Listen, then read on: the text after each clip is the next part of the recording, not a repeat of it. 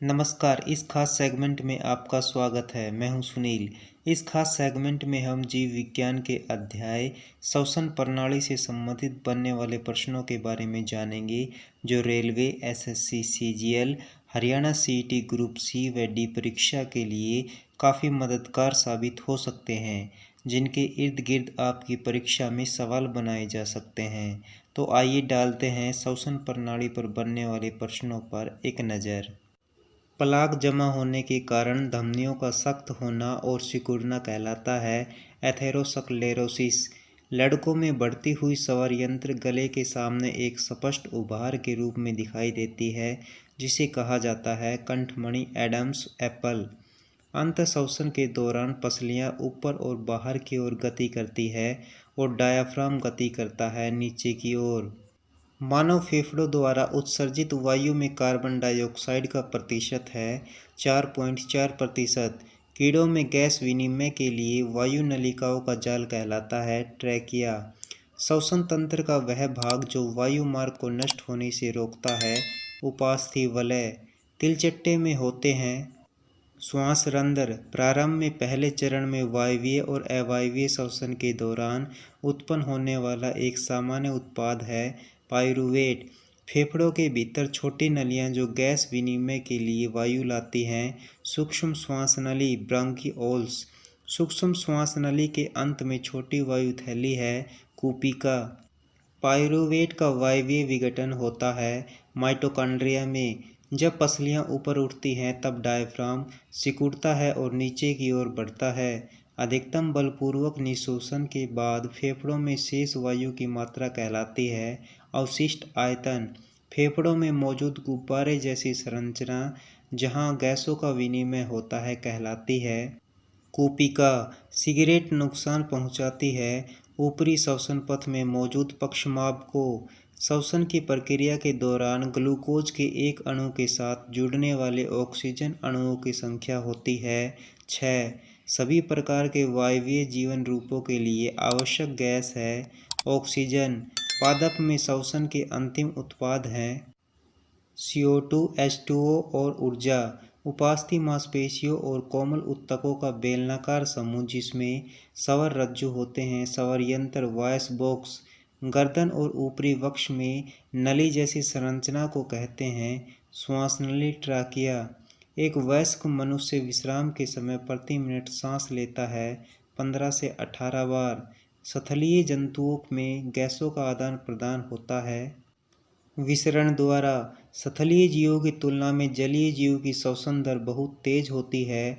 जल में O2 की मात्रा कम होने के कारण मानव शरीर में वायु ग्रहण की जाती है नासाद्वार द्वारा। मानव कोशिकाओं में ग्लूकोज के विघटन के लिए ऑक्सीजन की आवश्यकता होती है ऊर्जा प्रदान करने के लिए। मनुष्य द्वारा अंतःश्वसित और उच्छ्वसित वायु में ऑक्सीजन का प्रतिशत क्रमशः है 21% और 16%। श्वसन के दौरान कौन से 3 कार्बन वाले अणु बनते हैं लैक्टिक अम्ल और पाइरूवेट। मेंढकों में एक जोड़ी फेफड़े होते हैं लेकिन वे श्वसन कर सकते हैं अपनी आर्द्र और श्लेष्मी त्वचा से भी। कीड़ों में गैस विनिमय के लिए वायु नलिकाओं का एक जाल होता है जिसे कहते हैं श्वास नली। मछलियां सांस लेती है पानी गटक कर। हेलिटोसिस जिसे सामान्यतः जाना जाता है सांसों की दुर्गंध। ऑक्सीजन की उपस्थिति में होने वाले श्वसन को कहते हैं वायवीय श्वसन। खोपड़ी की हड्डियों में एक गुहा जो आमतौर पर हवा से भरी होती है जो नासिका मार्ग से जुड़ती है और श्वसन क्रिया में योगदान करती है साइनस। सामान्य श्वसन के दौरान प्रशोषित और निःशोषित वायु की मात्रा होती है श्वसन आयतन। केंचुए में श्वसन होता है त्वचीय श्वसन। वह जीव जो बिना ऑक्सीजन के जीवित रह सकता है अवायुजीवी।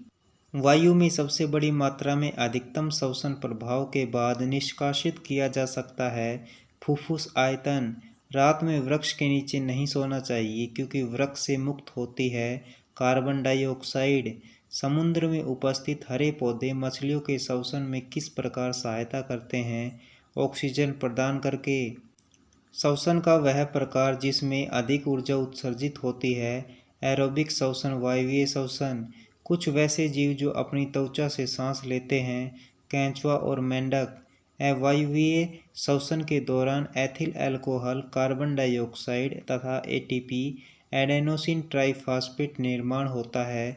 खमीर में ब्रंकाई संवहनयंत्र तथा श्वास नाली कुछ भाग हैं। श्वसन तंत्र के स्पाइरेकल्स श्वसन तंत्र का एक भाग है। कीड़ों का कंठ वॉइस बॉक्स का दूसरा नाम है संवहनयंत्र। शरीर में ऑक्सीजन युक्त वायु लेने की प्रक्रिया को कहा जाता है अंतःश्वसन। फेफड़ों में गैसीय विनिमय का स्थल है वायु कोष्ठका।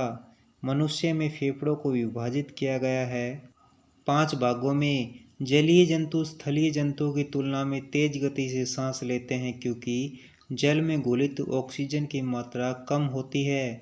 श्वसन प्रक्रिया में ग्लूकोज के पायरुविक अम्ल में टूटने की प्रक्रिया कहलाती है ग्लाइकोलाइसिस। मछली का श्वसन अंग है गलफड़े। आज के लिए आपका होमवर्क का प्रश्न रहेगा, मनुष्य में फेफड़ों को विभाजित किया गया है ए 5 भागों में, बी 4 भागों में, सी 3 भागों में, डी 8 भागों में। इस प्रश्न का उत्तर आप हमें कमेंट बॉक्स में ज़रूर बताएं कि इसका सही उत्तर क्या है। तो फिलहाल इस सेगमेंट में बस इतना ही। बेहतर तैयारी के लिए हमारे चैनल HR दृष्टि को लाइक, शेयर और सब्सक्राइब करना ना भूलें। मिलते हैं नेक्स्ट सेगमेंट में, तब तक के लिए नमस्कार। हमारी टीम कोशिश करती है कि हमारे द्वारा दिए गए कंटेंट में कोई भी गलती न हो। यदि किसी सोर्स या ह्यूमन एरर की वजह से ऐसी गलती हो जाती है तो इस वीडियो के कमेंट बॉक्स में उस गलती को सुधार कर पिन कर दिया जाता है। यह आपको कमेंट बॉक्स में सबसे ऊपर दिखाई देता है।